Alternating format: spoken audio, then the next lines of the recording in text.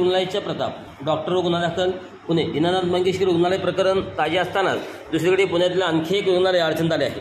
शस्त्रक्रियेसाठी 20,000 रुपये घेणाऱ्या लवळे येथील सिम्बायोसिस युनिव्हर्सिटी हॉस्पिटलच्या डॉक्टरवर गुन्हा दाखल करण्यात आला आहे।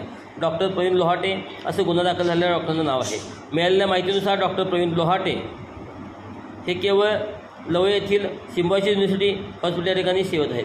त्यांच्यावर पैसे दिले तरच ऑपरेशन केलं जाईल असे म्हणत महिला रुग्णालयाच्या नातेवाईकाकडून 20,000 रुपये घेतल्याचा आरोप आहे। दरम्यान या प्रकरणी महिला रुग्णाच्या पुतण्याने बावधन पोलीस ठाण्यात डॉक्टर प्रवीण लोहाटे यांच्याविरुद्ध पोलिसात तक्रार दिली आहे। रुग्णालयाची धर्मादाय आयुक्ताकडे नोंदणी असूनही धर्मादाय पेशंटची प्रकृती नाजूक असूनही तात्काळ उपचार करावे लागतील, असे पैसे भरले नाहीत तर पेशंट दगावू शकतो अशी भीती डॉक्टरांनी दाखविल्याचं फिर्यादीत म्हटलं आहे।